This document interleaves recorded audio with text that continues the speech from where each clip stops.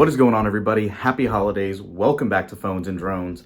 In typical Tesla fashion, we have finally got our holiday update. They started rolling it out a few days ago, and we have the third iteration of it in the form of 2022.42.25.3. The original one was 42.1, I believe, and it brought a slew of all these new features, and depending on what version of what vehicle you have, kind of dictates a couple of the functions. The specific one that we're going to talk about is Steam not being integrated on our 2021 Model S. That is very frustrating, but we'll vent about that in a minute.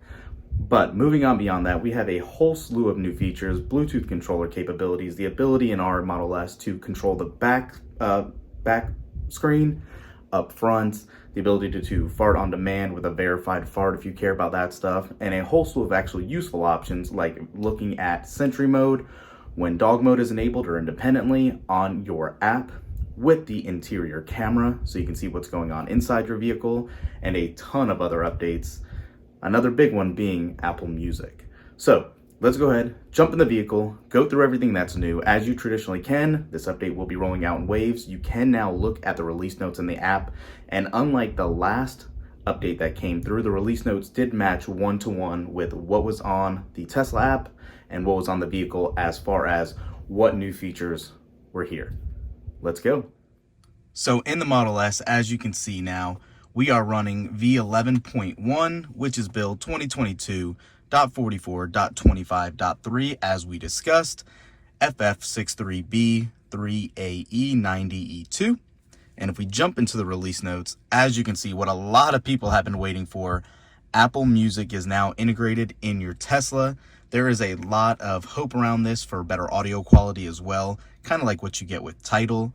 But if you guys use an iPhone or just have an Apple Music subscription, you can now use Apple Music as your primary audio source. And to do it, it's pretty easy. You're going to actually go in here and you'll see the new Apple Music logo.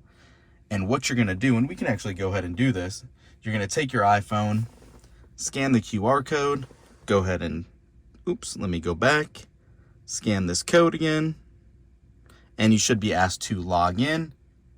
And let me go ahead and do this. We'll continue. And once it asks to authorize, you can see right here, we have an access request. Tesla would like to access Apple Music. Allow, and we've successfully signed in, and boom. You can see right there, we have Apple Music now on our Tesla. I personally have it, obviously. I don't use it all the time. I actually do still kind of like Tidal, but if you guys are a fan, it's here for you. Jumping back into software and going to the release notes. In addition to that, we now have Zoom, obviously. If you have to take a meeting in your vehicle, now you can do it utilizing the camera right up top here. And it says make video calls with Zoom using the interior cabin camera. If you have a Zoom meeting in your calendar, tap the link to automatically start or join your meeting. Participant video and screen sharing are only visible when in park, and it will switch to audio only if you're in drive. Great safety measure there. You do, of course, again, need premium connectivity, but that is very, very cool to have. And again, it's just a new option right here as well in your launcher. So beyond that, this is actually pretty exciting. Dog mode got an update, and whether you actually want to use dog mode or not, or if you're just in Sentry mode, you can now enable live camera in the mobile app with the interior camera as well. You can kind of see a common theme here. We got Zoom using the interior cabin camera, and now Sentry mode and dog mode are able to utilize that as well.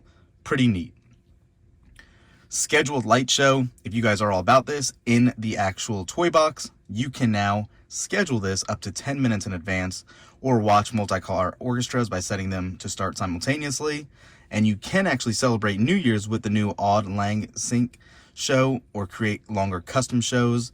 Probably butchered that, but you get the point. There is a new version in here. We have not tried that. We will. And one thing I'm really excited about is now we can control the rear screen right from the front. So for those of you that follow the channel, I have a little one that's always in the back trying to reach for that display that sits a little too low. Now we have this option right in here for rear display.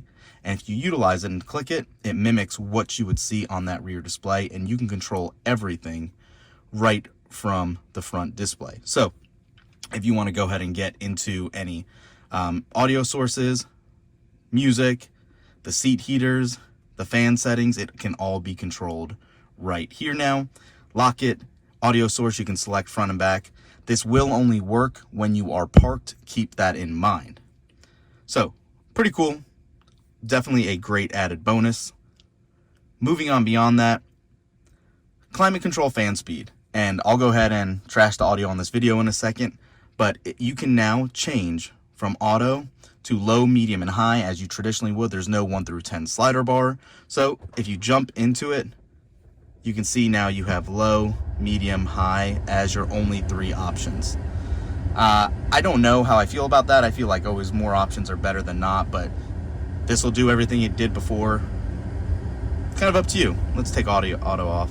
If you do that, you do have the ability to manually select 1 through 10. That's awesome.